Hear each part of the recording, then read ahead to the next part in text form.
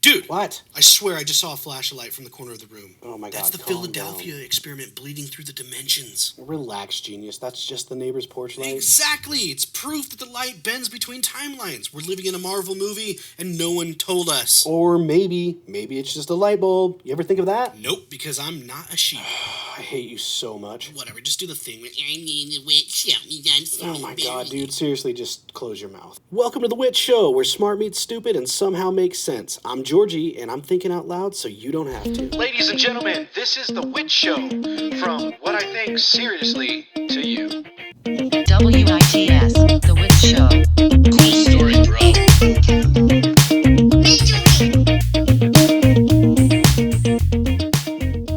Hey everyone, welcome back to The Witch Show. First off, thank you. Seriously, every single one of you tuning in, dropping comments, and supporting this crazy ride, you're the reason that this show keeps growing, and I can't thank you enough. Now, I've got something special today. I've been working on a custom 3D printed Witch Show coin, a little tribute to my podcast and a way of saying thank you to the real ones who've been here since the beginning. The first 8 commenters on Spotify for this episode will each get one of these coins, straight from me. Consider it a token of the weird, smart, and ridiculous family that we've all built here. So buckle up, because today's episode is going to dive headfirst into some of the weird, creepiest, most mind-bending governmental experiment conspiracies you've ever heard. And trust me, this one's going to stick with you long after you hit pause. Government experiments. What are your opinions on trusting the government? Well, for starters, I'll tell you right now, I wouldn't trust anybody who's a collage of people with many opinions. Especially when said people have power and authority. Governments should never have control of anything, in my opinion. In fact, it should actually just be the people who control it. And that's what we have here in the good old United States of America. Or so we're told. And that's not a theory. That's actual facts, my guy. But let's go ahead and move forward before I get deleted like Hillary Clinton's emails. You ever heard of the Philadelphia experiment? This one's fun. In 1943, World War II, the U.S. Navy allegedly tried to make ships invisible to radar. The USS Eldridge was the test subject, and when they flipped the switch, witnesses say the ship didn't just disappear from the radar. It disappeared from reality. Some sailors reappeared fused into the hull like nightmare art pieces. Others supposedly transported to Norfolk, 200 miles away. Was it radar cloaking gone wrong, or the first attempt at tearing open space-time? Either way, it lit the spark for decades of shadowy experiments to come. According to the story, the Navy had been dabbling with a new form of technology inspired by none other than Albert Einstein's unified field of theory. So basically, it's the holy grail of physics, a way to unify electromagnetism and gravity, bending light and space around an object, or at least that's the short version of it. I could literally write an entire podcast based off of Einstein's unified field theory, but we're not here for that. We're here for what happens next. Anyway, if you can bend light, you can make something invisible. And the USS Eldridge, a brand new destroyer escort, well, they had a plan for it. And the plan was to outfit it with massive electromagnetic generators and test whether it could literally disappear. First, from enemy radar, and maybe even from the naked eye. They say the test took place in October of 1943. Sailors on board were fully briefed. They thought it was just another shakedown run. But then, the machines powered on. Witnesses claim a strange greenish-blue haze wrapped around the Eldridge, almost like an otherworldly fog. The air itself seemed to shimmer, and then, in an instant, the ship was gone. Not just off radar, not just cloaked, gone. Vanished from Philadelphia. Some accounts even say that the Eldridge reappeared for a few minutes in Norfolk, Virginia, over 200 miles away, before flickering back into existence at the Naval Yard. A teleportation, a slip through time and space? But here's where the story turns from fascinating to horrifying. When the Eldridge reappeared, the crew was not the same. According to witnesses, sailors were fused into the steel hull. Their bodies literally melted with the metal. Some screamed in agony, half in this world, half in another. Others were missing entirely, never seen again. A handful supposedly went insane on the spot, babbling incoherently about colors, shapes, and beings they couldn't describe. Others started to phase in and out of existence, disappearing for hours and days before suddenly snapping back as if nothing happened. But the creepiest rumor? That some were left in a state of paralysis, alive but frozen in time, like mannequins with eyes still tracking you, trapped in a loop between seconds. Now the Navy, of course, denies all of this. Officially, they say nothing like the Philadelphia experiment ever happened. Of course they would. And the USS Eldridge? Well, they claimed they weren't even in Philadelphia at the time. The skeptics say the whole thing started with a man named Carl M. Allen, or Carlos Allende, who years later wrote letters describing what he supposedly saw. According to him, he was on a merchant ship nearby when he witnessed the Eldridge disappear. But if it's all fake, why has the story persisted for decades? Why does it keep resurfacing in whispers about government cover-ups, alien technology, and experiments that cross into time travel? There's a few possibilities. The rational explanation? The Navy was really experimenting, but not with teleportation. They were testing degaussing technology, which uses electromagnetic fields to make ships invisible to magnetic mines. And then, of course, over time, those stories got twisted, exaggerated, and blown into the Philadelphia experiment legend. Then, of course, you have the conspiracy explanation. The government actually stumbled onto something they couldn't control. A field that warped not just radar signals, but, reality itself. Then they covered it up because the results were too horrific. Cellars fused into steel and men lost in other dimensions. But how about a sci-fi explanation? We all like those, I know I do. The experiment worked. Too well. The Eldridge slipped through time and space, maybe into a parallel dimension, maybe into the future, and when it returned, the human mind and body simply weren't equipped to handle the shift. The ship survived, but the crew paid the price. But what makes this so unsettling is how the Philadelphia experiment connects to other conspiracies. Some say the technology was later refined and used in the Montauk Project in the 1980s. The alleged time travel and mind control experiments on Long Island. Others claim it ties back to Tesla's stolen papers after his death, and that the Navy was testing ideas decades ahead of their time. And then there's the possibility that the experiments never stopped, that the Eldridge was just the first of many tests, and that what we call UFOs, glitches in reality, or even the Mandela effect are all ripple effects of humanity tinkering with forces we were never meant to touch. So here's the question. Was the Philadelphia experiment a myth, a hoax, a misunderstanding, or was it the moment the U.S. military cracked open the door to teleportation, invisibility, and time travel, and then slammed it shut because human cost was too high? If it's real, then somewhere out there, the ship logs the blueprints and the memories of the survivors are locked away in some classified archive, gathering dust. And maybe the sailors who disappeared aren't dead at all. Maybe they're still out there, trapped between dimensions, waiting to come back. It certainly makes you wonder. For me, it makes me wonder about the Montauk Project. So let's fast forward to the 70s and 80s. Camp Hero, Montauk, New York. Rumors say that it was the Navy's sequel to the Philadelphia, but at the same time, the experiments weren't on ships, they were on people. Psychic kids pulled from the streets, forced into mind control and time travel experiments. Machines that could allegedly open portals to other dimensions. Oh yeah, Stranger Things, but in real life. Oh wait, you didn't know Stranger Things was based off of reality? Yeah, this happened. Allegedly. Some claim that the Montauk opened up rips so wide that things came through, but not the kind of pen pal you want. Now on the surface, Camp Hero was just another Cold War radar station. Big concrete towers, satellite dishes, antennas pointed at the sky. But according to those who claimed they were there, behind the locked doors and deep underground, were bunkers. And allegedly, it's where they conducted one of the darkest experiments in U.S. history. It started in the 1970s, supposedly as a continued Philadelphia experiment. The goal was to push boundaries of the human mind and reality itself. Not just invisibility, not just teleportation, but control of people, of time, and dimensions.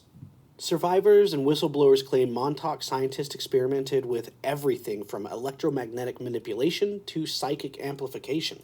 And the most infamous invention was the Montauk chair. Picture a bizarre, futuristic recliner wired into a network of computers and radar dishes. They'd sit a psychic in the chair, strap on electrodes, and then amplify their brainwaves with technology. And what happened next? Well, according to Preston Nichols, one of the men who later came forward, whatever that psychic imagined in that chair would manifest into reality. Thoughts weren't just private anymore. They became things. Solid, physical, real. Some experiments were harmless. An apple appearing out of thin air, a chair that wasn't there a moment ago, but others, not so much. Montauk wasn't just about creating objects, it was about creating soldiers. Rumors say hundreds of children, runaways, orphans, kids who wouldn't be missed, were taken to Camp Hero. Some were put through brutal mind control experiments, trying to wipe their personalities and rebuild them as psychic warriors. The claim is that the government was building an army of human weapons, kids who could spy, manipulate, or even kill with a single thought. And if that's true, then the Montauk Project wasn't just science, it was torture on an unimaginable scale. But it doesn't just stop there. The Montauk chair supposedly opened up more than just imagination. It opened up portals. Nichols claimed that the chair could rip open tunnels through time and space. Soldiers and test subjects were sent through. Some came back babbling about ancient Rome, others swore they saw the future, and some never came back at all. The stories go further. The underground beneath Montauk, massive tunnels stretched for miles, some leading to other times, other to other dimensions. And sometimes what came through wasn't human.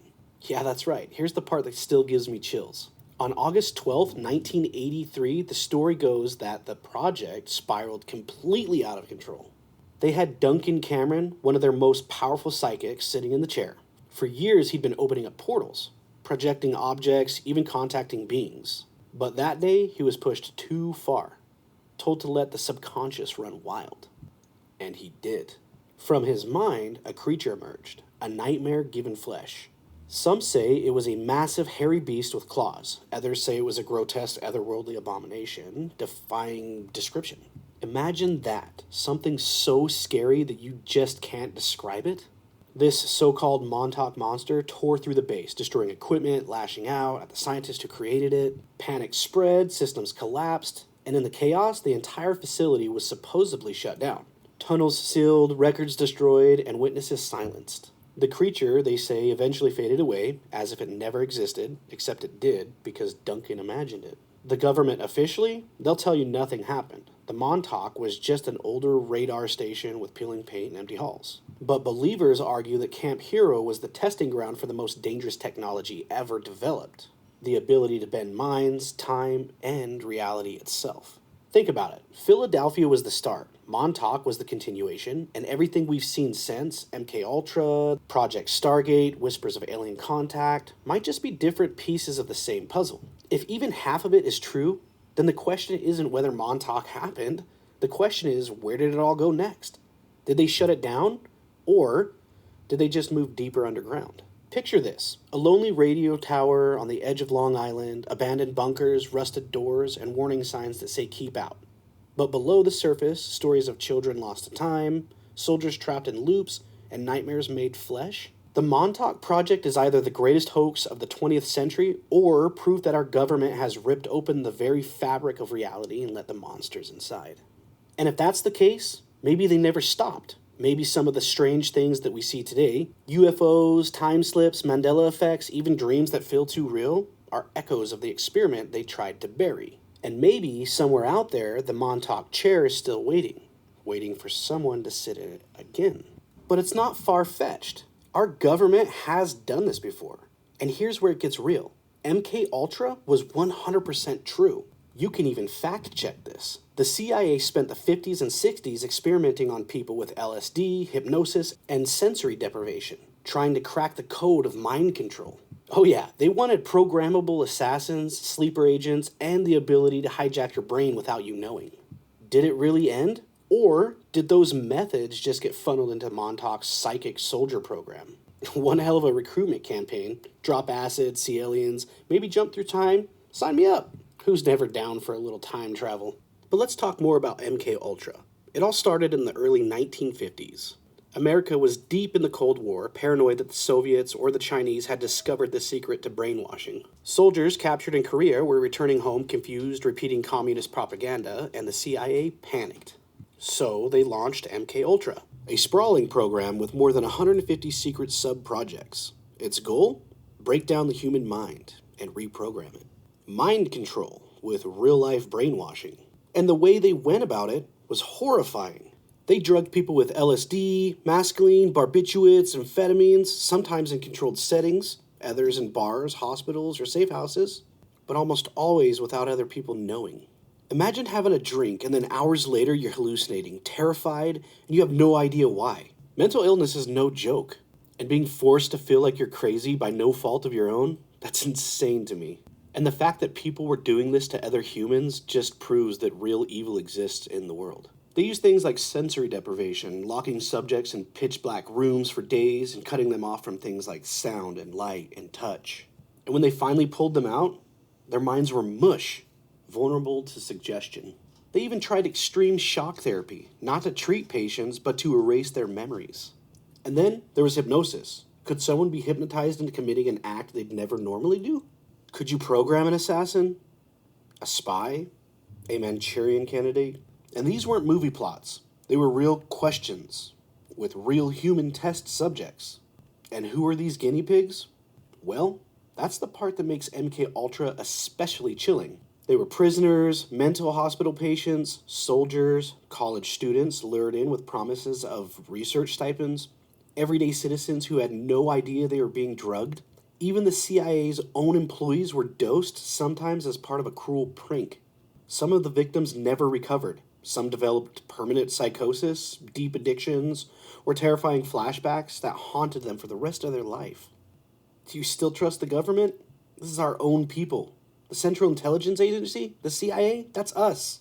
And then there's the most famous case, Frank Olson. Old Frank was a CIA scientist himself. In 1953, without his knowledge, one of his colleagues slipped some LSD into his drink. This was during a retreat. Days later, he spiraled into paranoia, convinced he was being watched, followed, and hunted. Shortly after, he fell from a hotel window in New York City. The CIA called it suicide. His family always suspected murder, and to this day, people still think that Frank knew too much, and he was silenced. But of course, that'll always be the big debate.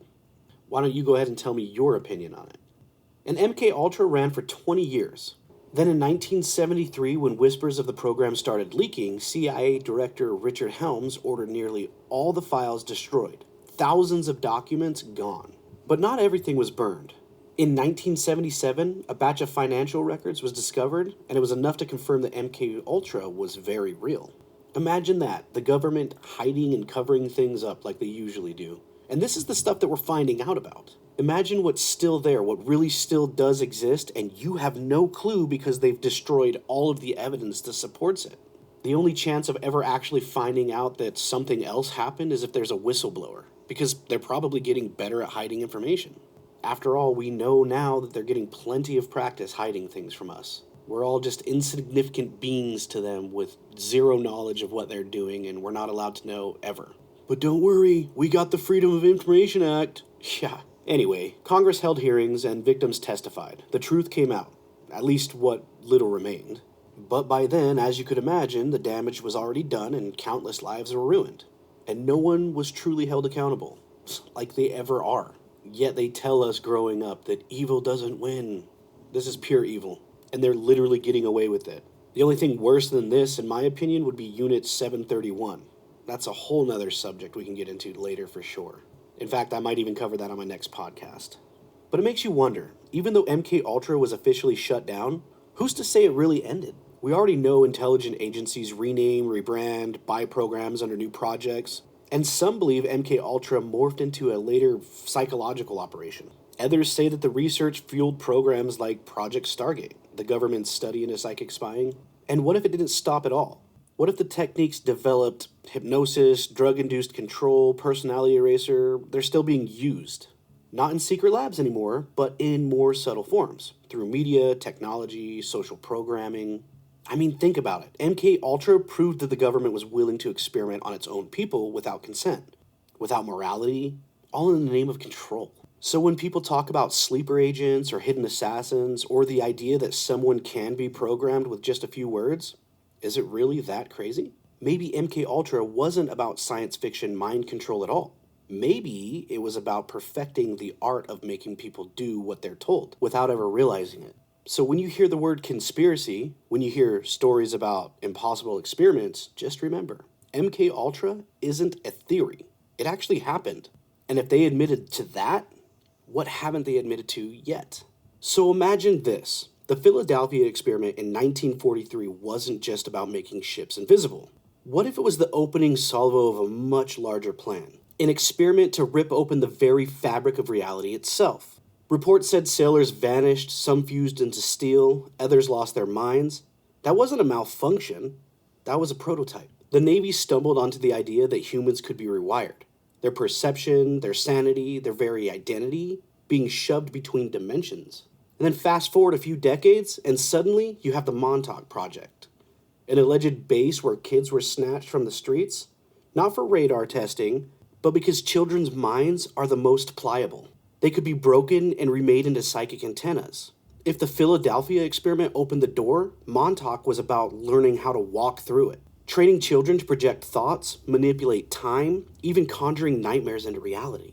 But there's a problem. Ordinary human minds shatter when pushed too far. You need a system to condition, fracture, and rebuild those minds like machines. So that's where MKUltra comes in. People think it was just about LSD experiments, but what if the goal wasn't to test drugs at all?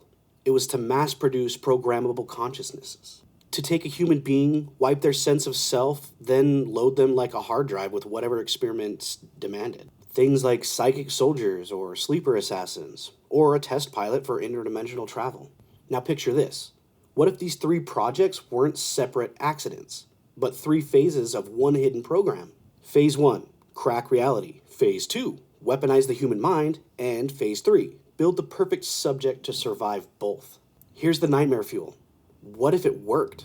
What if someone, maybe still in Montauk, maybe in some underground facility we'll never see, they did create a generation of people who can't tell if they're living in our world or stuck in a fragment of another?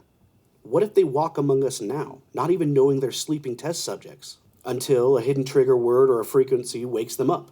And here's the question that should keep you up at night. How would you know if you weren't one of them?